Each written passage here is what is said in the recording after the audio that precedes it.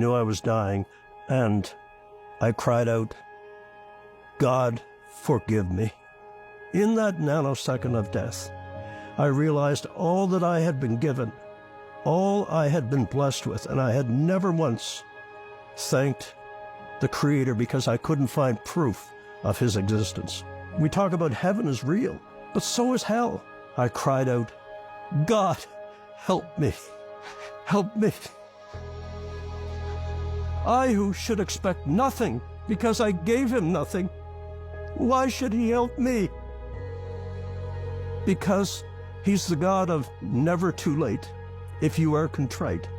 I look, John, and these three magnificent beings are coming toward me. Very tall, luminous creatures, beautiful in every way. First one, who I later found out had been my guardian angel since my birth, since my conception.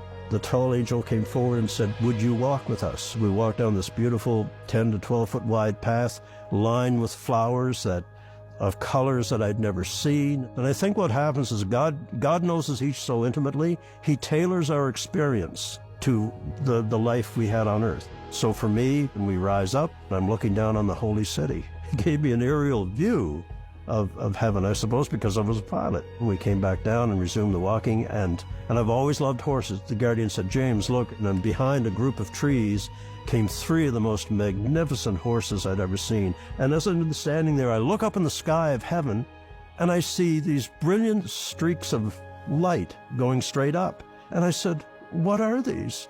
And the guardian said, "Those, James, are the prayers of your family for your soul, even now going toward God's throne." The angel said, "Every prayer you've ever issued, ever thought, ever contemplated, is recorded in heaven." And it's not to create an I gotcha moment. When you have your life review, when you cross through the veil and you have your life review, it's to help you understand why you made the decisions you did. But I realized I hadn't seen the tall angel in a while.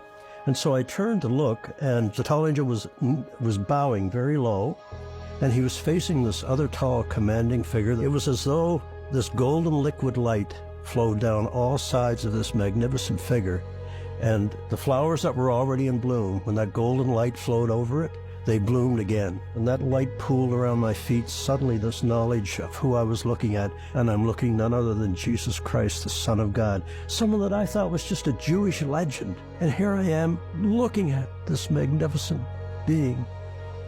And I realized then that he was what the angel was holding up was the book of my life. And it's no bigger than a cheap roadside diner menu. Mankind should have been my business. And I was just so self-consumed. And I was overwhelmed with sadness and shame. Jesus turned toward me. And he smiled at me. Smiled at me. When I looked into those eyes, and I saw such sadness for the way I had lived my life, but I also saw love for me and forgiveness. From that moment forward, whatever happened, I was his. When he smiled at me and I realized he loved me and I loved him, it felt like I was the only one that he had ever created. You know, there was that instant connection, and you'll all go through that. You are his child. You are his child.